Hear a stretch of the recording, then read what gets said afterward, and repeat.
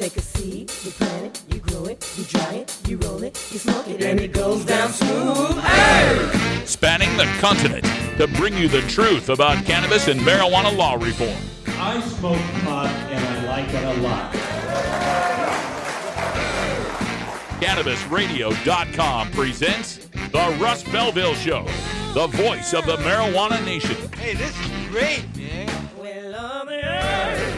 Now, here's your host, Radical Russ Belville. Good day, tokers and tokettes and non-toking lovers of liberty. It is Tuesday, November 22nd, 2016, and it's got to be 420 somewhere in the world. Welcome to the show, and for you history buffs out there, this, of course, is the anniversary, do the math in your head, Russ, 53rd anniversary of the assassination of President John F. Kennedy. No reason to bring that up aside from the fact it reminds me of my friends out there at DFW Normal. This last Halloween weekend, we were marching from the JFK Memorial to the Dealey Plaza, where we smoked weed. We actually smoked grass on the grassy knoll. So there's your history buff anniversary tie-in for the day. And it's quite the historical monument. There's actually an X in the road there where the bullet hit President Kennedy. You can actually stand on the spot where Kennedy was killed as long as the traffic's not coming. You got to be careful about that. Anyway, we've got a great show coming up for you today on the Russ Belville Show live on CannabisRadio.com. That's right. If you're tuning in on Cannabis Radio or iHeartRadio or any of our outlets, we are live every weekday from 3 p.m. to 5 p.m. Pacific Time, coming to you from Delta 9 Studios here in beautiful legal Potland, Oregon. It's our new studios. We have to update some of our intros and our jingles to reflect that, but yeah, spent all last week moving in, and the studio is awesome. And that leads me to some good news for some longtime fans out there. I used to do this show on YouTube as well. Not a serious video production, just basically a webcam showing me doing the show. I think I'll be able to go back to that now. I'm aiming for the beginning of next year, 2017, to bring the Russ Belville Show live back to YouTube. I might do it on both YouTube and Facebook Live as well. I still got to put together some computers and some more infrastructure to make sure that's possible, but if it's possible, I'm going to do it. We'll be back on video, so look forward to that in 2017. We'll also have the Radical Russ website back up in 2017 with all sorts of great new VIP features, so stay tuned for that. Things are developing as we speak. Now, on today's show, we've got all sorts of stuff to bring to you, including our Cannabis Radio news. In the headlines today, we've got news about the New York Police Department and how they are arresting more people for marijuana. The Bureau of Alcohol, Tobacco, and Firearms want to make it clear that potheads, you can't have guns. Sorry, no Second Amendment rights for you. We'll take a look at Little Rock, Arkansas, where they're also increasing their marijuana arrests, and a report on the U.S. Postal Service and how they're handling packages full of weed. Also coming up on the show in our Behind the Headlines segment, we're going to talk about a statement by Donald Trump, the president-elect, that it's got me thinking of another president who had to resign in disgrace. Maybe we can hope for that kind of resignation, although the guy who would take over is probably worse, Vice President Pence. But anyway, we'll get to that in Behind the Headlines and give you a little history lesson about the previous president who had this kind of Trumpian attitude. In Drug War Data Mining today, we'll take a look at the marijuana states of America, those that have passed marijuana reforms, and compare and contrast that with the initiative process. A lot of states don't have initiatives, and we'll show how we're going to have to move forward in reform in the legislative states. In our activist agenda, I'm going to talk about the war between booze and weed, reflected in Denver's social use regulation that was announced yesterday. And in the Radical Rant, we'll talk about those weed and weapons. Why isn't the NRA standing up for the Second Amendment rights of legal cannabis consumers? 1 out of 5 Americans just lost their Second Amendment rights if they choose to legally smoke weed. This is the Russ Belville Show on CannabisRadio.com.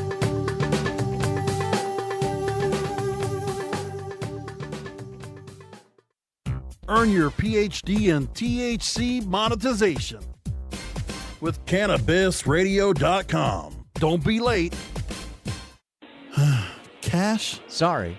I don't carry around cash, and I don't want to use the ATM and pay surcharges. You don't need to carry cash. Haven't you heard about PayQuick? Okay, tell me about PayQuick. It's the safe and easy way to pay. It works just like your debit card to securely pay for your purchase, and it gives you rewards points every time you use it. Nice. PayQuick, the safe and easy way to pay. PayQwick.com. Previously on the Stoner Jesus Show.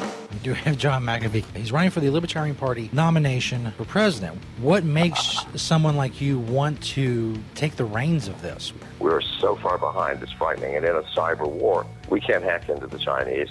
Back in 1979, they started building cyber defense systems. We didn't even think about it until 20 years ago. I see no candidates and certainly no one within government capable of dealing with this issue. The Stoner Jesus Show, live Mondays, Wednesdays, and Fridays at 8 p.m. Eastern, 5 p.m. Pacific. Or find the Stoner Jesus Show podcast on demand at CannabisRadio.com and StonerJesus.net. Peace, bitches. The Russ Belville Show, providing dictionaries to drug czars since 2009. Now, this is what I want to not ban strong statement of marijuana. Can I get that out of this son of a bitchy domestic council? Sure. I mean, one on marijuana that just tears the ass off of them. I see another thing in the news summary this morning by, that's a funny thing, every one of the bastards that are out for legalizing marijuana is Jewish. What the Christ is the matter with the Jews, Bob? What is the matter with them? I suppose because most of them are psychiatrists, you know, there's so many, all the great psychiatrists are Jewish. By God, we are going to get the marijuana thing. And I want to get it right and square in the puss. I want to find a way to put more on them, or somebody else who do that. Yep. I want to get it against legalizing and all that sort of thing.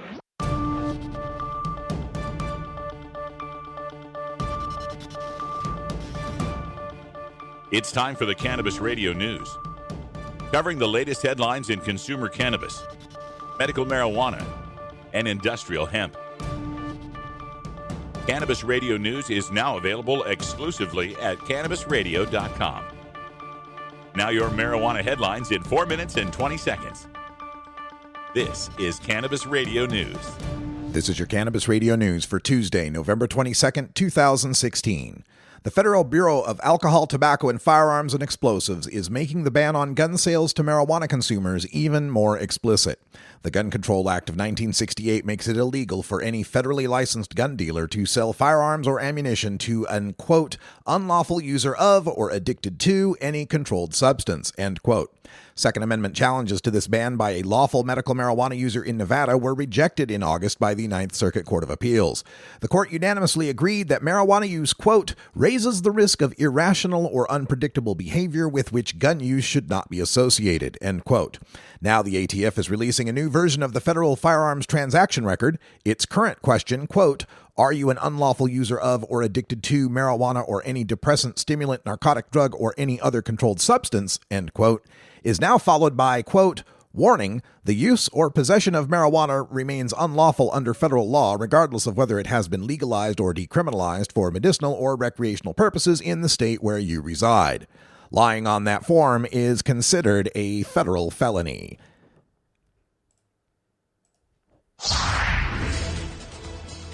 Little Rock Police Department data shows police have made more misdemeanor marijuana arrests in 2016 compared to any of the previous 4 years. As of November 9th, Little Rock Police have made 225 arrests in which misdemeanor marijuana possession was the only violation.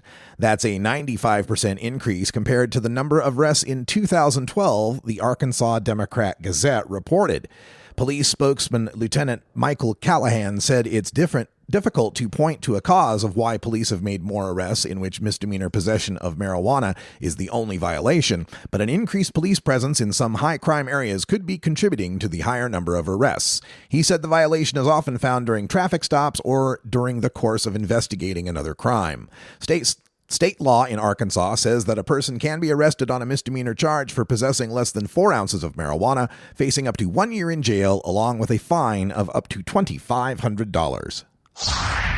A new report is critical of how the U.S. Postal Service is handling packages suspected to contain marijuana. 7,990 mailed packages containing marijuana were intercepted by the U.S. Post Office in 2014, down from 9,100 in 2013.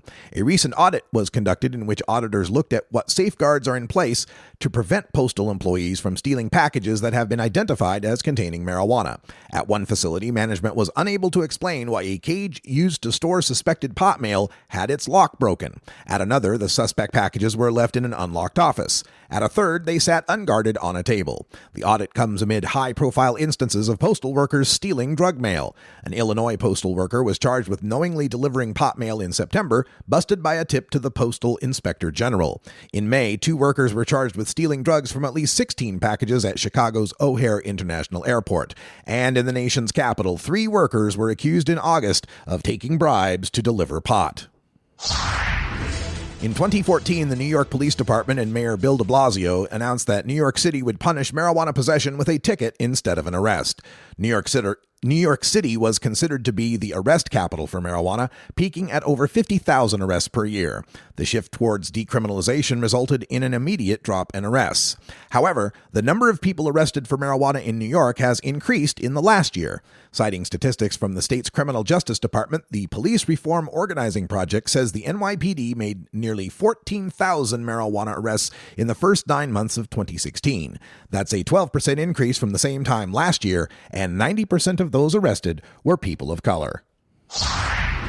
Vice News reports that the Canadian government is slashing the limit on how much veterans can be prescribed under federal rules, from 10 grams per day to just 3, and putting a hard cap on how much marijuana should cost at $8.50 a gram. That brings the rules in line with Health Canada recommendations and may help curb runaway costs for the Veterans Affairs Canada Drug Insurance Program. Vice News wrote last week that the program was facing staggering cost overruns. This has been your Cannabis Radio News for Tuesday, November 22nd, 2016. I'm Russ Belville. Forwarding the cause of legalization and research of the growing cannabis industry, one podcast at a time. The Cannabis Radio Network.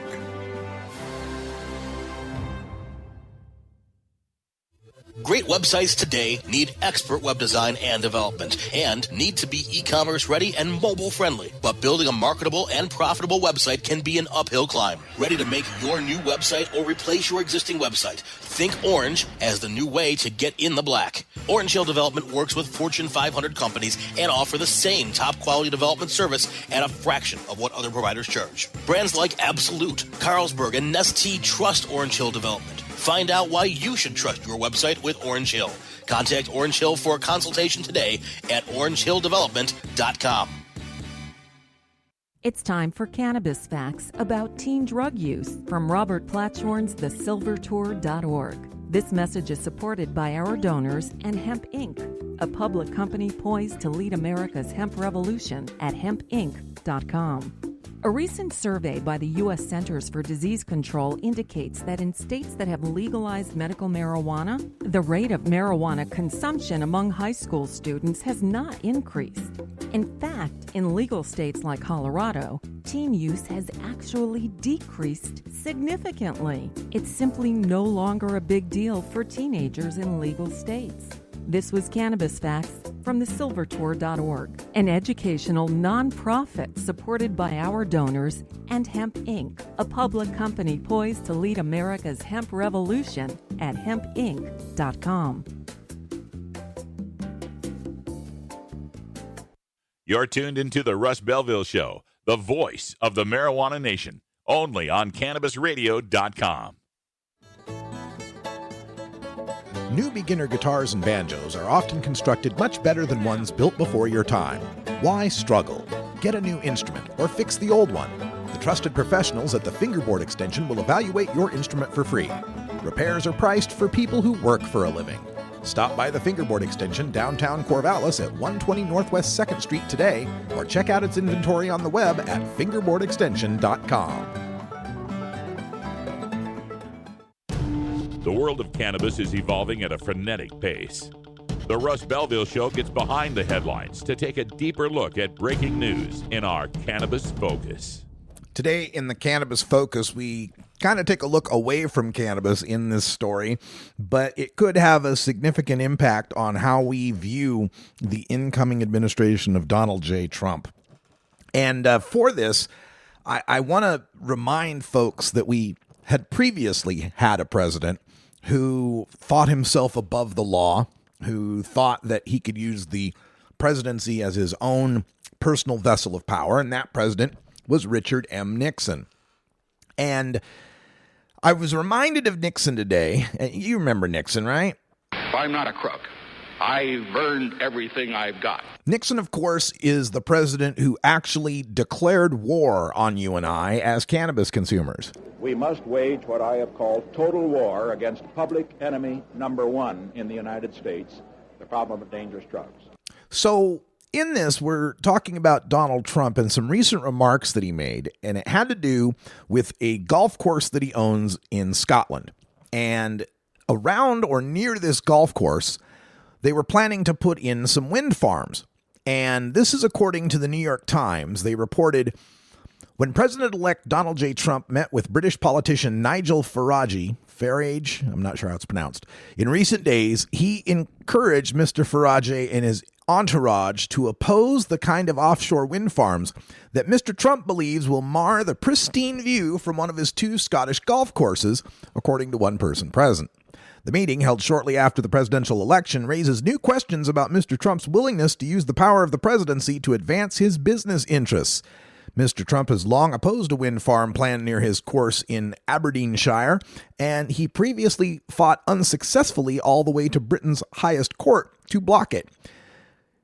He did not say he hated the wind farms as a concept, he just did not like them spoiling the views, said Andy Wigmore, the media consultant who was present at the meeting and was photographed with Mr. Trump.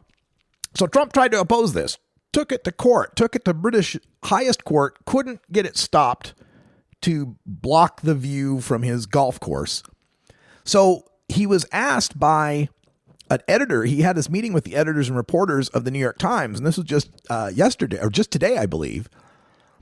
And when asked, because he just recently visited with Farage again, now that he's president-elect, and they asked him, well, did you bring up the wind farm thing? Did you bring up that issue with the golf courses?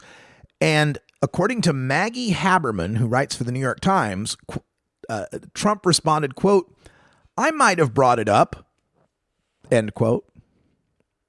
Well, how much does that change the equation there, right? You sued Britain all the way to the highest court, couldn't stop the wind farms, but now you're president and you get to bring it up.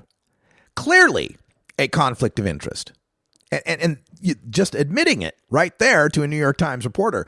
Now, the ethics folks, the people at Citizens for Responsibility and Ethics in Washington, said that he might have brought it up is pretty much an admission of conflict of interest. But here's where things get dicey. Because even if Trump acknowledges this, even if Trump says, yeah, I'm trying to use this to better my own business, the problem is that conflict of interest laws don't apply to the president. Did you know this? And in fact, Maggie Haberman, again on Twitter, had asked him about this conflict of interest. Trump said, quote, the law is totally on my side. The president can't have a conflict of interest. And that's the quote that just chilled me. The president can't have not that the law doesn't apply to him, but that the president can't have a conflict of interest. No, the law is that you can't be prosecuted for it, not that you can't have one. And it brought to mind this quote from Richard Nixon. Well, when the president does it, that means that it is not illegal. And that's the kind of attitude we're looking at, folks. That's the kind of administration we're going to be dealing with. If you remember the George W. Bush administration, that's when I got my radio start, was doing liberal talk radio during the Bush administration. And one of the things we always pointed out was how they had this quote back then of, we don't ask permission, we're the actors. We act, and then history, judges us. I can't remember the exact quote, but their attitude was, the laws don't apply to us. The regular ethics don't apply to us because we are like the Blues Brothers. We're on a mission from God and they can just do whatever they want. That's the attitude we're going to get from Trump. And I don't think that's a good thing, folks. You're not going to amount to jack squat. It's a scary time we're entering. All the rules of decorum and ethics and everything we thought we knew about politics is about to go out the window.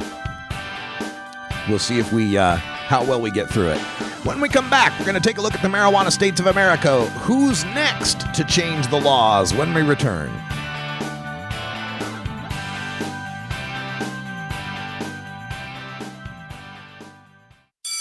Next to THC and CBD, you can now add CBR to your cannabis vernacular. CBR as in CannabisRadio.com. The next generation of vaporizers has arrived. Vuber vaporizers are blazing the way with unparalleled technology for oil, concentrate, or dry flower pens. Providing unsurpassed customer service and expert craftsmanship, Vuber vaporizers use cutting-edge technology, providing a power-packed, smoother vapor with a lifetime guarantee. Experience vaporizing the way it was meant to be. The Vuber way.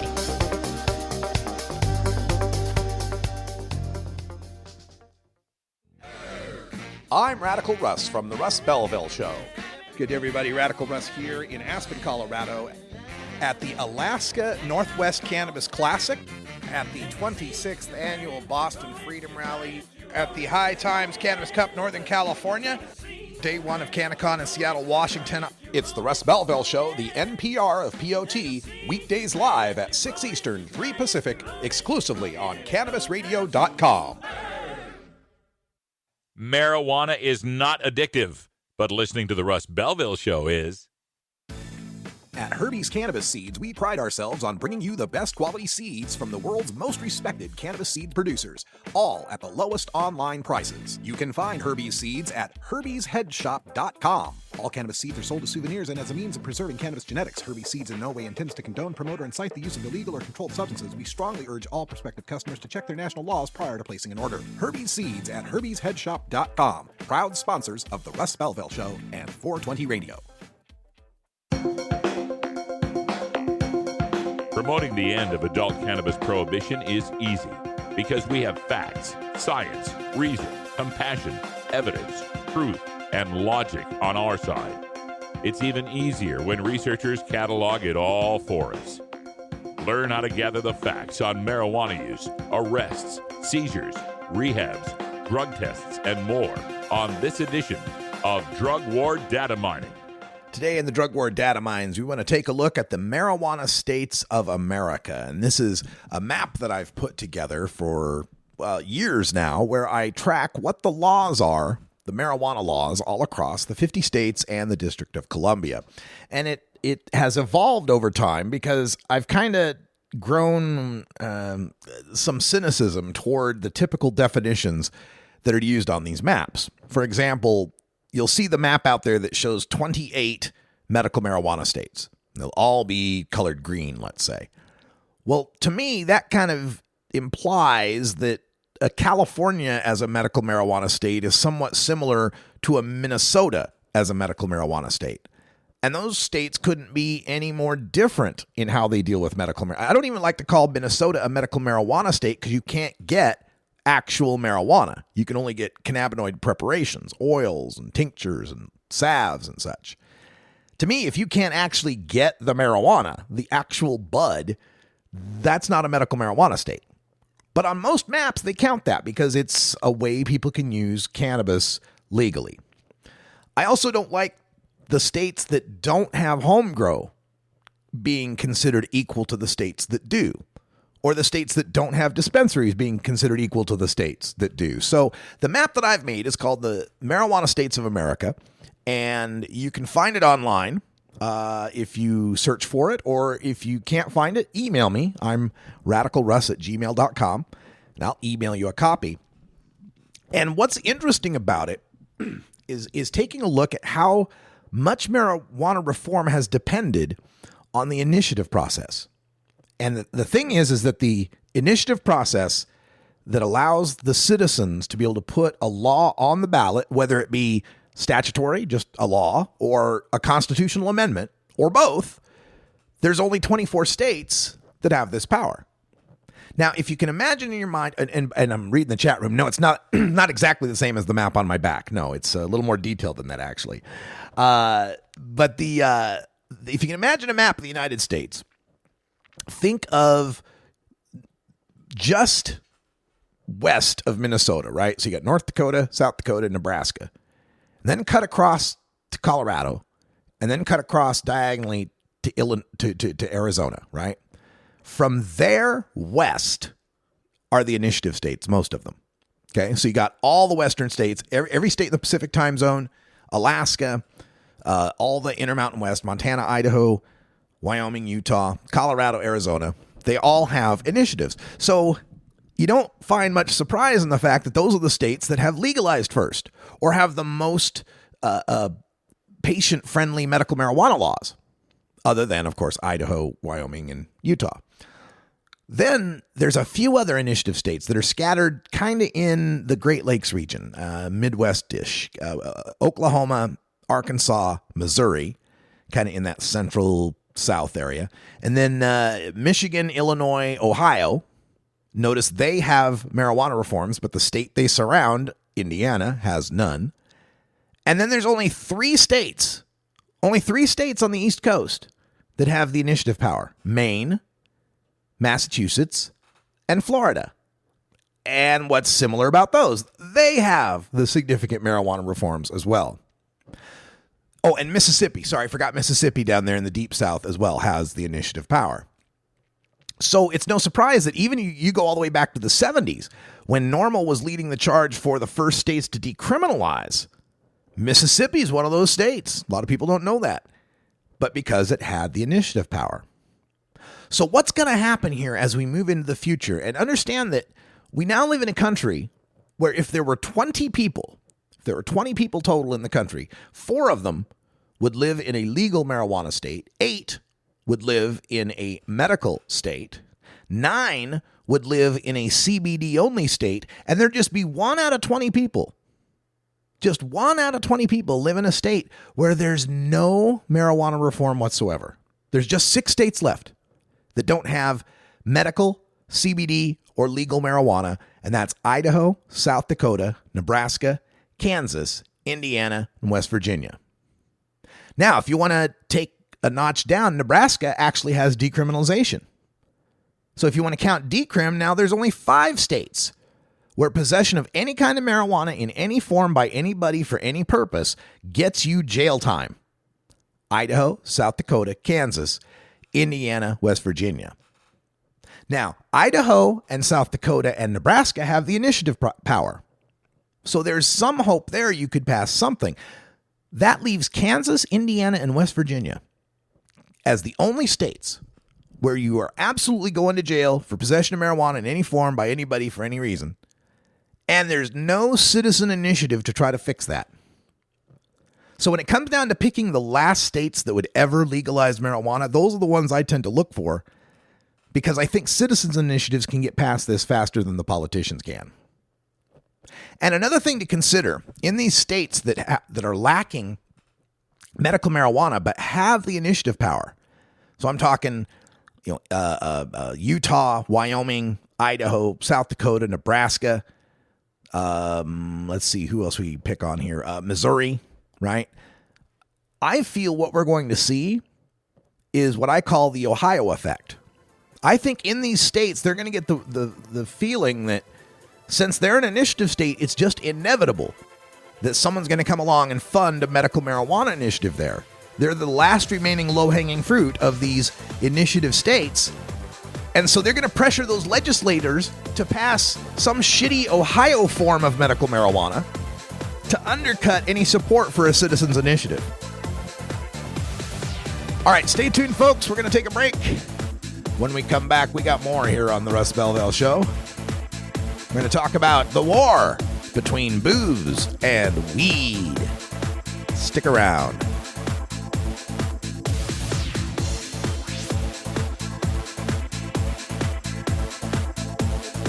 This is the Russ Belville Show on CannabisRadio.com.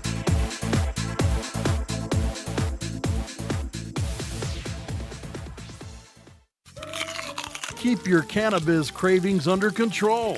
Feed your mind with CannabisRadio.com. While the feds and state are doing their dance, you still need to transact business and manage your cash. Go professional and let your customers pay with PayQuick. They pay you and they earn rewards points. PayQuick connects to your bank account for free and secures all of your transactions. And with PayQuick, you can pay your producers and processors for free. Plus, it pays to have it because it makes depositing your cash safe and so easy. No cops, no crooks, just compliance and comfort, knowing you have your cannabis business in check with PayQuick. PayQuick, the safe and easy way to pay. PayQuick.com.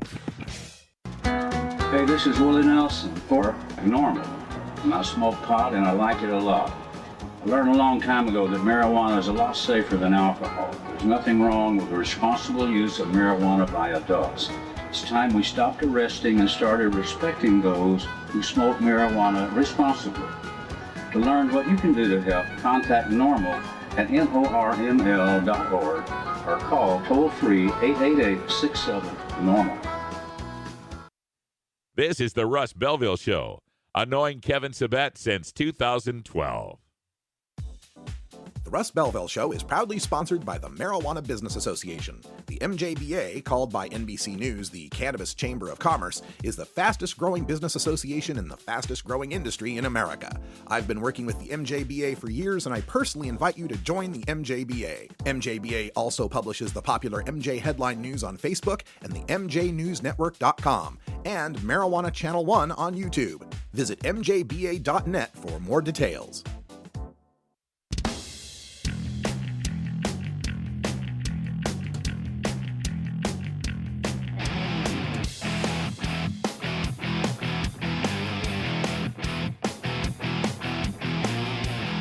Activism begins with ACT. The Russ Belville Show features the stories of hardworking grassroots activists working for an end to prohibition in today's activist agenda.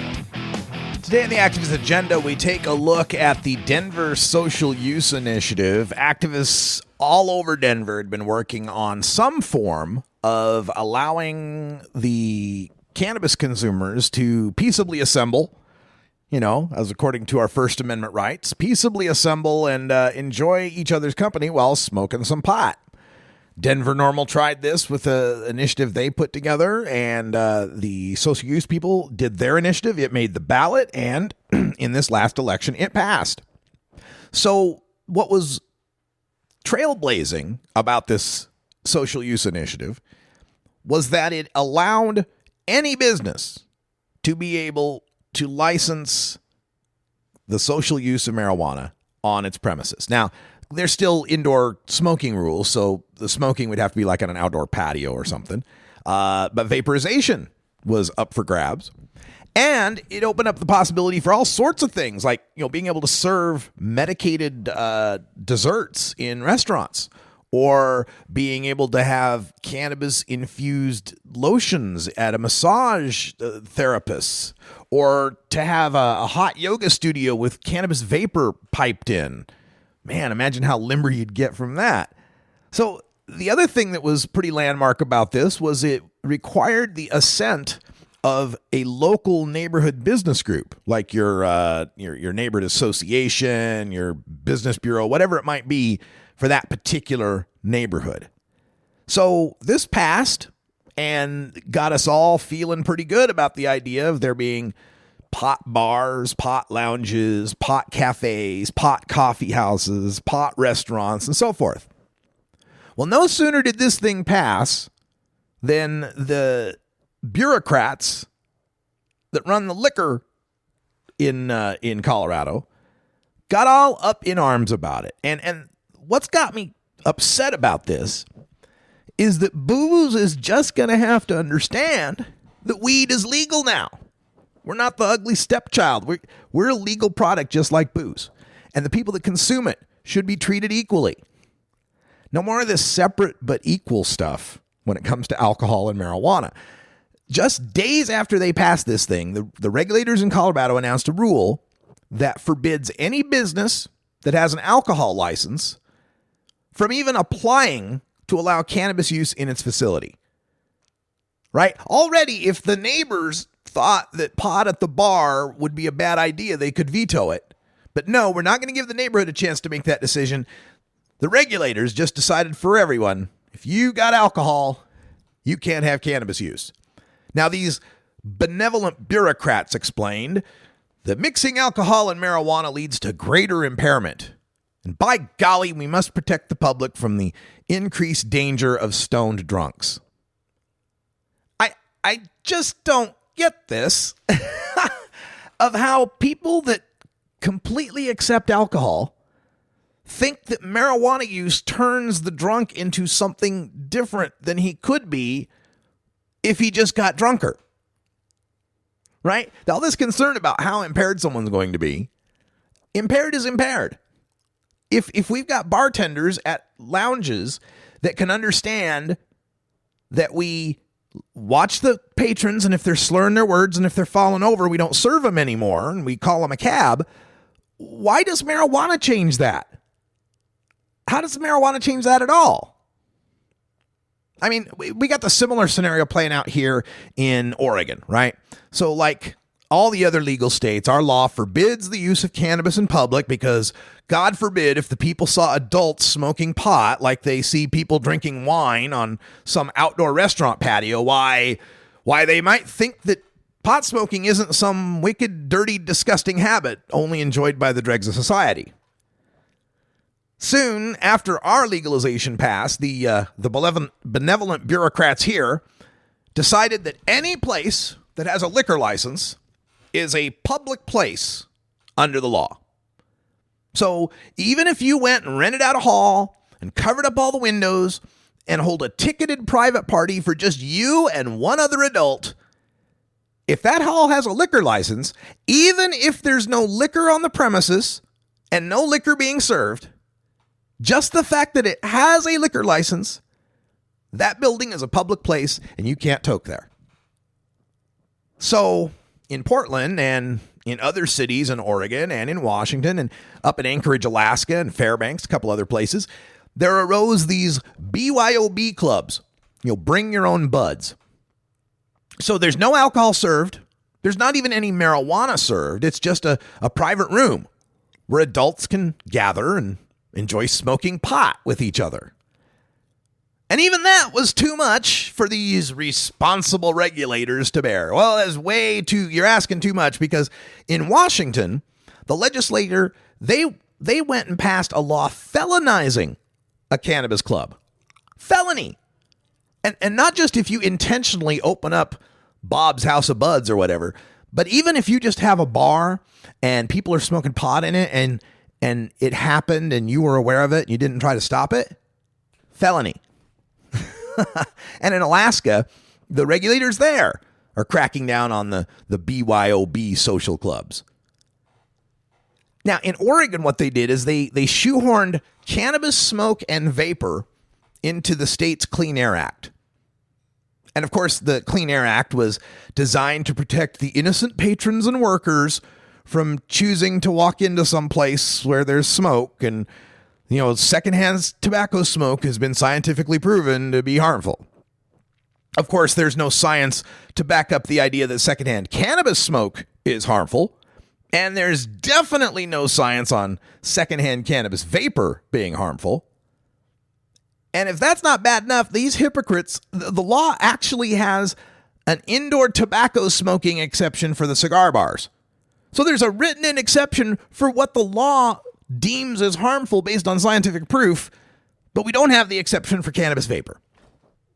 And don't for a minute think that any of this has to do with regulators trying to protect the public from the danger of stoned drunks.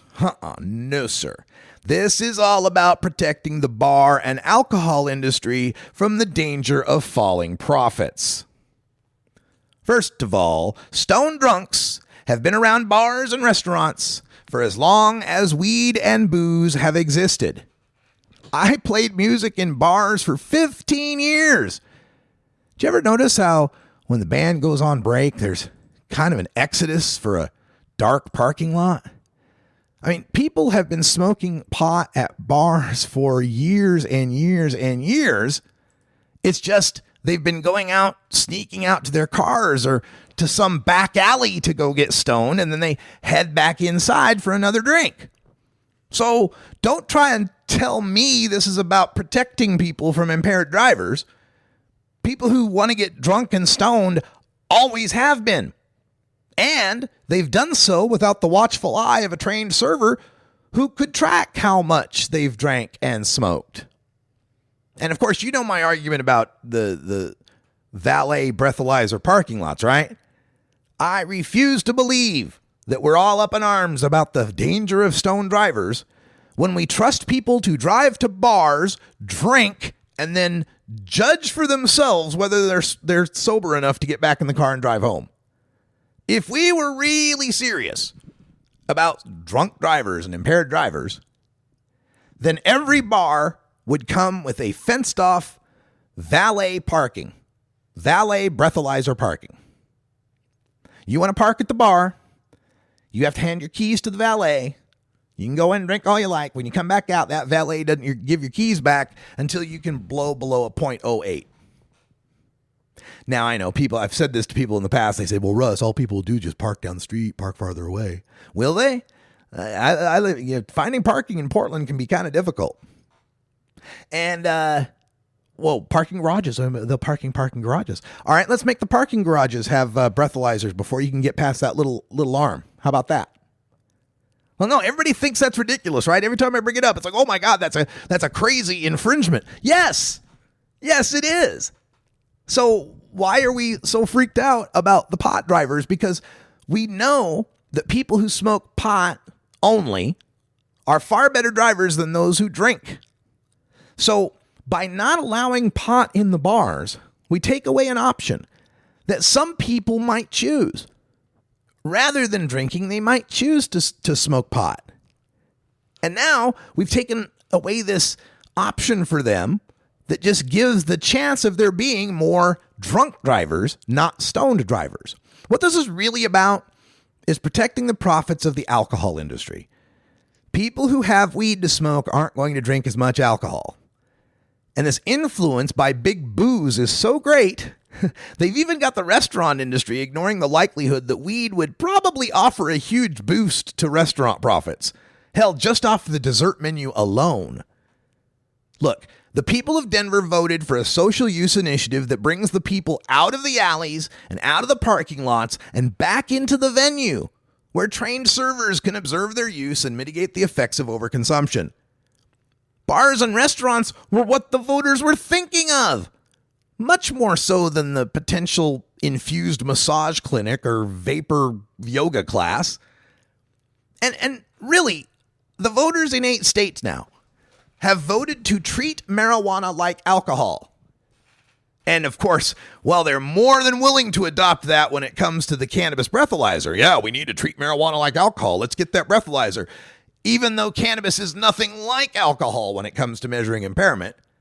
But if that's the attitude, we got to treat marijuana like alcohol, great. It's time they recognize that cuts both ways. Our opponents think legalization just means we no longer waste police time dealing with the disgusting, dirty dopers, but everything else remains the same. They got to stay hidden in the back alleys and garages. Their purchases has to happen where no one can see them. Their legal product can't be seen by the public. No. Treat marijuana like alcohol means ending the double standard that we allow for the most dangerous drug, alcohol, but we forbid for the least dangerous drug, marijuana. For society to continue to allow the public use of, advertising of, and celebration of alcohol while restricting, hiding, and demonizing cannabis is the height of hypocrisy. Speaking of hypocrites, we'll talk about the NRA next. This is the Russ Belville Show on CannabisRadio.com.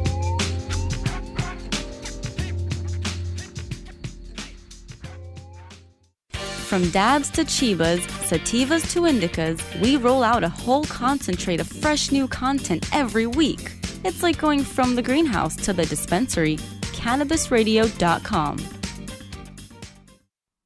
Oh, let the marijuana llama tell you something now about a game for your phone gonna make you say, wow! The game's about the game of growing cannabis for cash. Grow the seed, sell the bud, put the savings in the stash. Little by little, your empire grows large. Put the big celebrities inside your entourage. You can choose to play with Snoop or me or Cheech and Chong. Cypress Hill, Willie Nelson, Wiz Khalifa with a bong. The name of the game is Hemp Inc., that's the point. Download and play while you light yourself a joint. The business of cannabis should be no crime. Hemp Inc. is even hot-proofed by the man who run High Times. Oh yeah?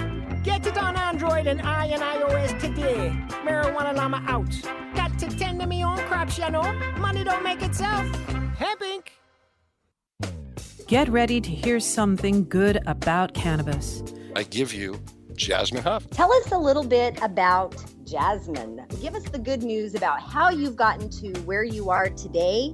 Like all good children, I rejected my parents' values and ran off to become a capitalist in New York City and did a lot of work with an organization called Women 2.0. Looking at the cannabis industry, I said, you know what? Here we have a brand new industry. It's going to be $1 billion industry.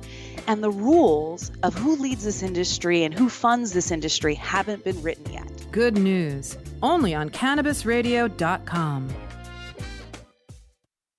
You're listening to Radical Russ on the Russ Belville Show. New beginner guitars and banjos are often constructed much better than ones built before your time. Why struggle? Get a new instrument or fix the old one. The trusted professionals at the Fingerboard Extension will evaluate your instrument for free.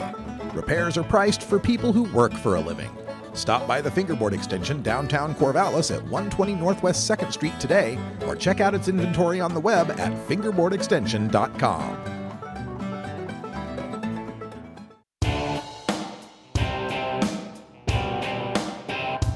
We must wage what I have called total war against public enemy number one. I support a change in law to end federal criminal penalties for possession of up to 1 ounce of marijuana. That marijuana, pot, grass, whatever you want to call it, is probably the most dangerous drug. Some think there won't be room for them in jail. We'll make room.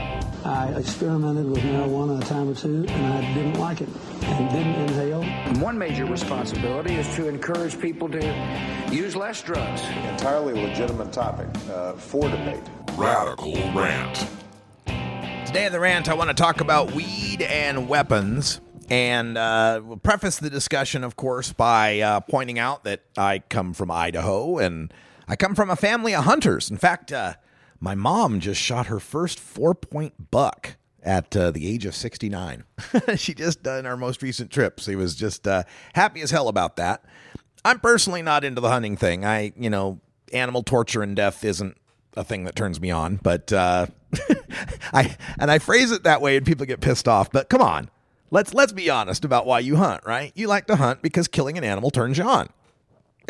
I'm not going to stop you from doing it. I think there's a legitimate reason, but don't give me we're environmentalists and we're saving the herd and come on. You like to shoot critters and it makes you feel good. And I'm fine with that. I'm cool with that. The other thing, of course, the other animal thing would be like rodeo, right? I always call that animal torture. They hate it when I call it that, but it is, right? You know how they get those bulls to buck, don't you? So tell me if you'd like that done to yourself and you wouldn't call it torture. Anyway, I'm getting far afield here.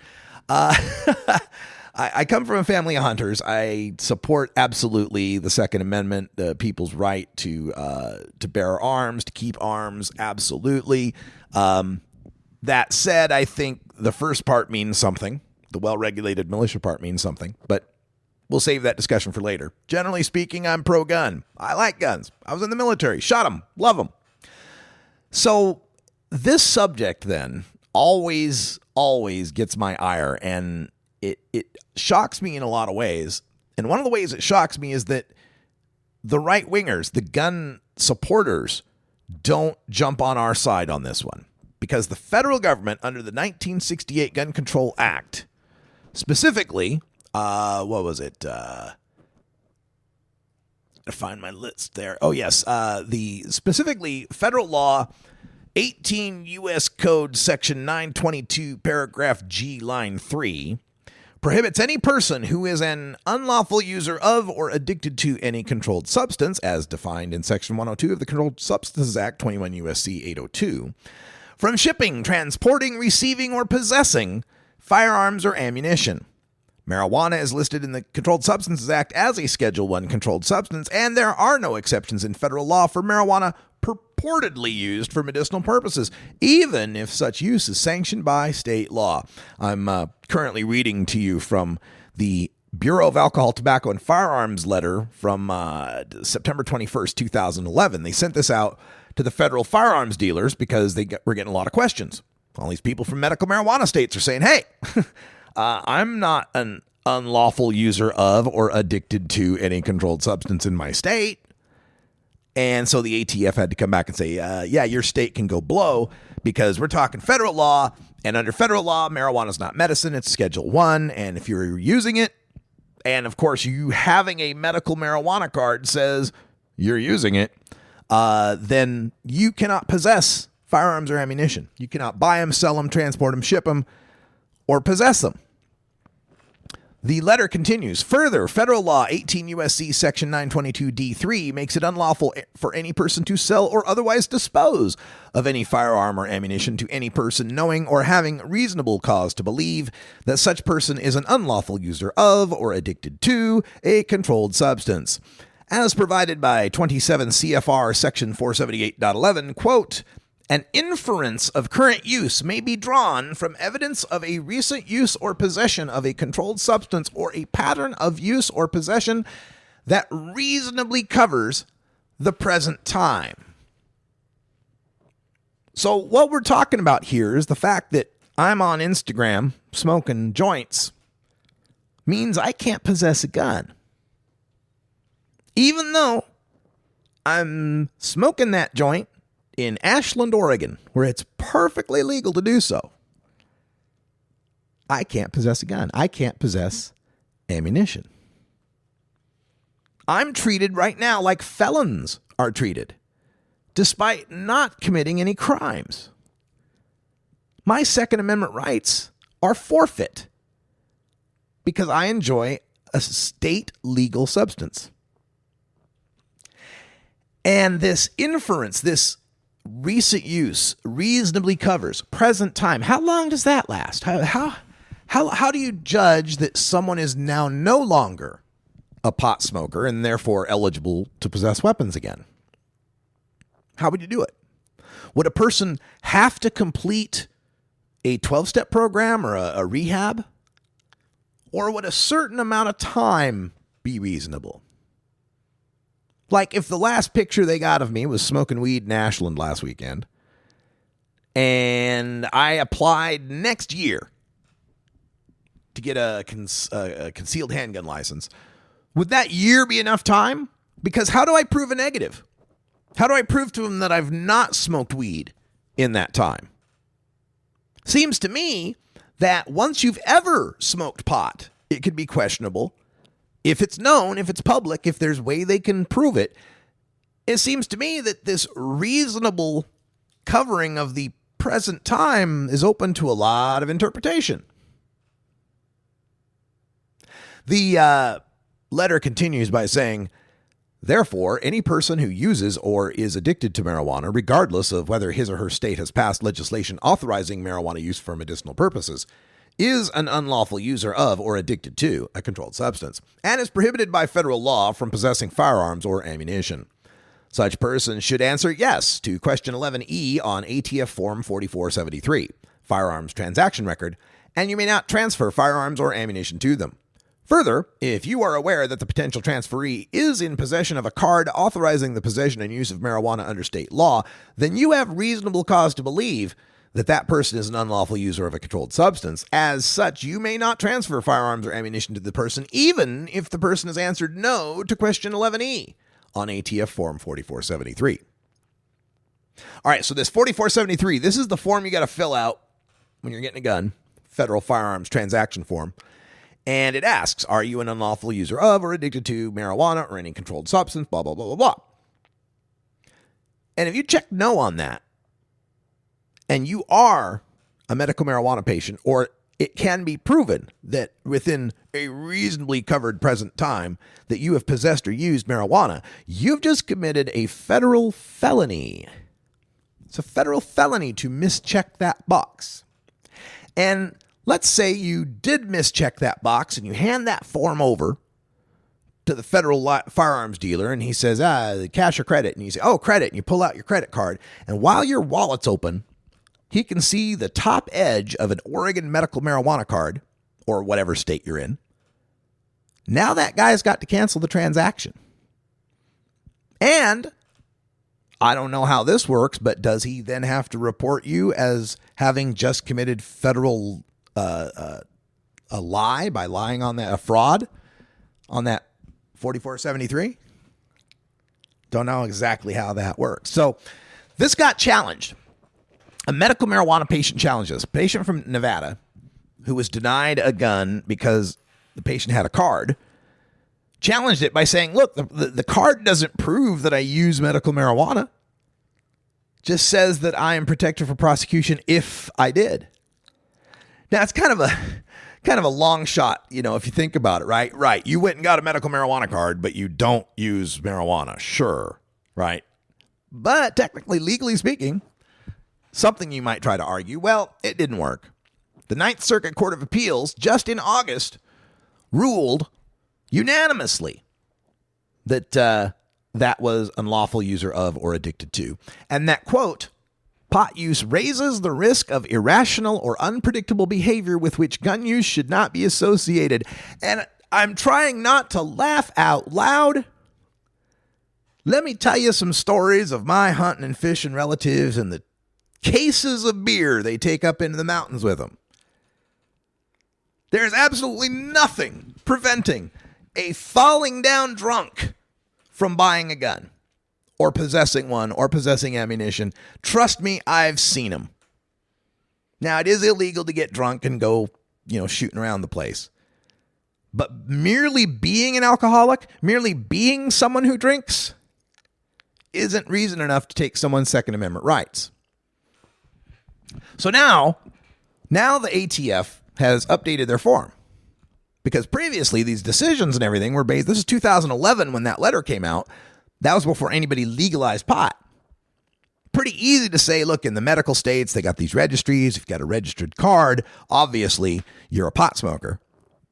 But now we've got 8 states where merely being 21 could mean you're a pot smoker. How far are investigators and gun dealers and everybody willing to go in investigating every person who comes in to see whether or not they're a pot smoker? Who might want to press that? Imagine that you're a gun owner, a lawful gun owner, and someone doesn't like you, and so they scour your Facebook feed or your Instagram feed, and they see a picture of you with a bong in your hand. Not necessarily smoking it, but there's just a bong in your hand in this picture. Maybe you just took it for fun. How do you know that doesn't get reported then, and then somebody from the government comes knocking on your door saying, hey, we got word that you're an unlawful user of or addicted to a controlled substance and in possession of firearms. Seems far-fetched, but so did a President Trump just a few months ago, so I'm willing to entertain all sorts of concepts at this point. Now they've added a warning to it. They've added a warning to the end of it that says, the use or possession of marijuana remains unlawful under federal law regardless of whether it has been legalized or decriminalized for medicinal or recreational purposes in the state where you reside. And of course, they also remind you that lying on that form is a federal felony. And where's the NRA on this? What did I always hear from the NRA for years and years and years? We can't register guns. We can't have a gun registry. We can't have then any more gun control because that would be a list the federal government could use to take away people's Second Amendment rights. Well, now we have those lists. They're called state medical marijuana registries. And who needs a gun for self-defense more than somebody who's sick and disabled trying to grow weed for medicine? That's all the time we got. Till next time, take care of each other, tokers. This is the Russ Belville Show. The Russ Belville Show is blogging and podcasting daily at radicalruss.com. you grow it, you dry it, you roll it, you smoke it. You take a seed, you plant